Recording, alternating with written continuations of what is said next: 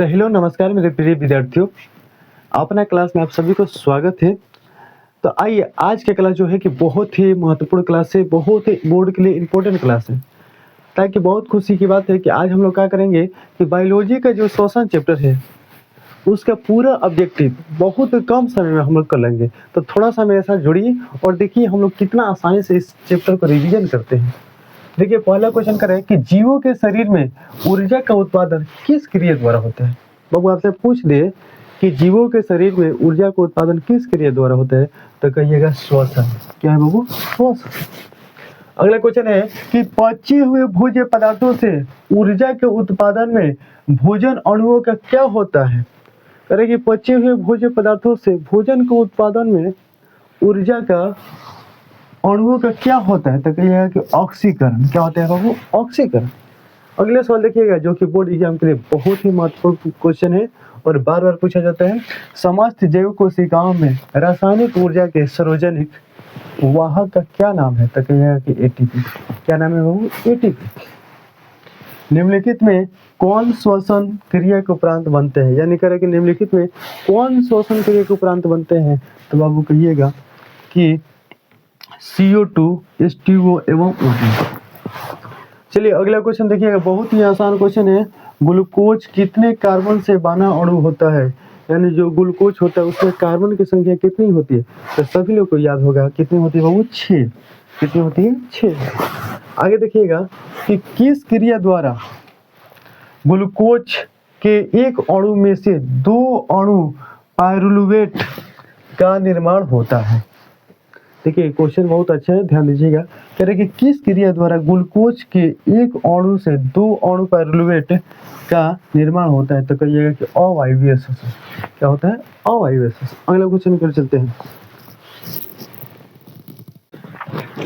तो अगला क्वेश्चन देखिए बहुत ही इंपॉर्टेंट है, जो कि 7 नंबर है। ऑक्सीजन की अनुपस्थिति में पाइरुवेट से इथेनॉल एवं CO2 बनाने की क्रिया क्या कहलाती है? क्या कहलाती है? तो इसका सही जवाब होगा विखंडन। क्या होगा बाबू? विखंडन।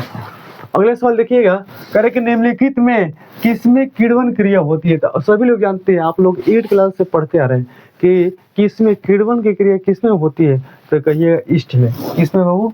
ईस्ट में। बहुत ही इंपॉर्टेंट प्रश्न है, बहुत ही अच्छा प्रश्न है, बहुत आसान प्रश्न है। बहुत ज्यादा चलने या दौड़ने से हमारे मांसपेशियों में तकलीफ क्यों होती है, यानी देखिए हम लोग बहुत ज्यादा तेज दौड़ते हैं, चलते हैं, तो हम लोग की मांसपेशियों में क्या होती है? पेन होने लगती है, यानी दर्द होने लगती है। क्यों होती है? तो अधिक मात्रा में लैक्टिक अम्ल के संचयन से। यानी जब अधिक मात्रा में लैक्टिक अम्ल संचयित होता है तो हमारे क्या होता है? मांसपेशियों में तकलीफ होने लगती है। आगे देखिए करके पाइरुवेट का पूर्ण ऑक्सीकरण कहाँ होता है।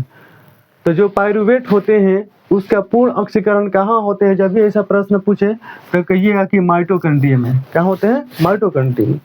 अगला क्वेश्चन देखिएगा, ऑक्सीजन युक्त वायु वायुमंडल से पौधे में किन अंगों द्वारा प्रविष्ट होती है, यानी करें कि ऑक्सीजन युक्त वायु वायुमंडल से पौधे में किन अंगों द्वारा प्रविष्ट होती है। तो देखिएगा ऑप्शन ए करें कि रंध्र द्वारा, बी करें कि वातारंध्र द्वारा, अंतरकोशीय स्थान द्वारा, और डी करें कि इनमें से सभी। तो कहिए कि इनमें से सभी। अगला क्वेश्चन है, पौधे में श्वसन किस भाग में होता है। तो याद रखिएगा कि बहुत ही इंपॉर्टेंट प्रश्न है और इस प्रश्न के आंसर आप दीजिएगा कि पौधे में श्वसन, कमेंट बॉक्स में कि पौधे में श्वसन किस भाग में होता है। ऑप्शन सुनिएगा, जड़ में, तना में, पत्तियों में, प्रत्येक भाग में। बहुत आसान प्रश्न है। देखिएगा जंतुओं की अपेक्षा पौधे में श्वसन की गति होती है, तो जंतु की अपेक्षा पौधों में श्वसन की गति होती है, तो याद रखिएगा धीमी होती है। क्या होती है? जो पौधे में होते हैं श्वसन की गति क्या होती है? धीमी होती है।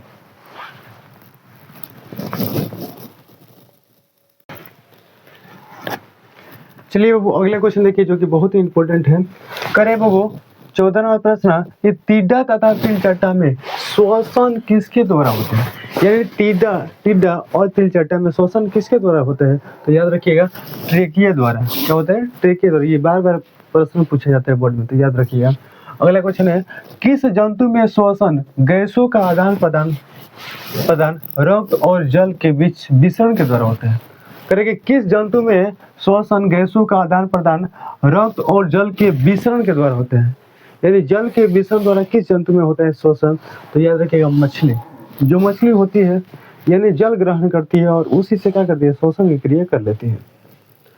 निम्नलिखित में किस जंतु में श्वसन फेफड़े द्वारा होता है?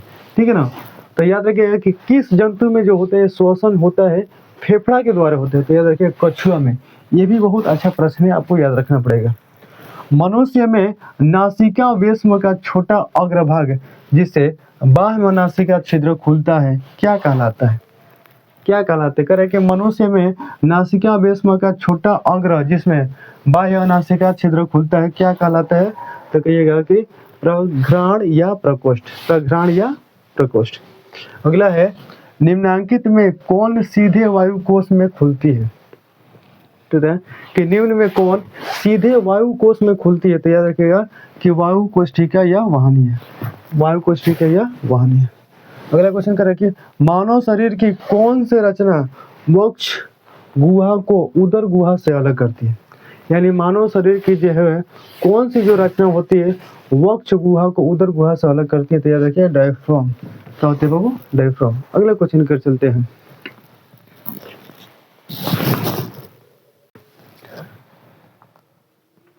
देखिए वो अगला क्वेश्चन देखिएगा जो कि बहुत ही महत्वपूर्ण है। आइए करें कि श्वसन के दौरान जब पसलियों के बीच स्थित पेशियां संकुचित होती है तब क्या होता है? तो कहिए कि वक्ष गुहा फैल जाती है। क्या होते हैं वो? वक्ष गुहा जो होता है वो क्या होती है? फैल जाती है। शरीरीय रक्त में ऑक्सीजन की मात्रा वायुमंडल की अपेक्षा क्या होती है? कितना होता है? शरीरीय रक्त में ऑक्सीजन की मात्रा वायुमंडल की अपेक्षा याद रखिएगा कि बहुत कम होती है। क्या होती है? बहुत कम होती है। अगला क्वेश्चन है कि एक कोशिकीय जीव जैसे अमीबा, पारामेसियम में श्वसन गैसों का आदान प्रदान किसके द्वारा होता है? यानी उसमें जो होता है कि गैसों का आदान प्रदान किसके द्वारा होता है? तो याद रखिएगा कि कोशिका झिल्ली के विसरण द्वारा। किससे होता है? कोशिका झिल्ली के विसरण द्वारा। बहुत ही अच्छा प्रश्न है, आप लोग ध्यान देना पड़ेगा। यानी कि निम्नलिखित में श्वास नाली के लिए क्या सही है? तो आपको ऑप्शन दे देगा। देखिए कि निम्नलिखित में श्वास नाली के लिए क्या सही है? तो डायरेक्ट हम लोग क्या लिखते हैं ऑप्शन, साखित तथा वायु से भरी होती है। जो साखित होती है ना वायु से भरी होती है। अगला क्वेश्चन है कि निम्नांकित में कौन श्वसन तंत्र का भाग नहीं है? यानी आपको ऑप्शन दे दिया जाएगा, पूछेगा कि निम्नांकित में कौन श्वसन तंत्र का भाग नहीं है? तो कहिएगा श्वास नाली। क्या है? श्वास नाली। आगे देखिएगा, मनुष्य में बाह्य नासिका छिद्र भीतर की ओर सीधे कहाँ खुलती है? यानी मनुष्य में जो होता है बाह्य नासिका छिद्र भीतर की ओर कहाँ खुलती है? तो याद रखिएगा कि नासिका वेश्मों में। कहाँ खुलती है? नासिका वेश्मों में। देखिए बाबू, कहने की बात है कि यदि आप इतना प्रश्न कर लेते हैं तो आपको निश्चित रूप से श्वसन से आपके एक भी प्रश्न नहीं छूटेगा।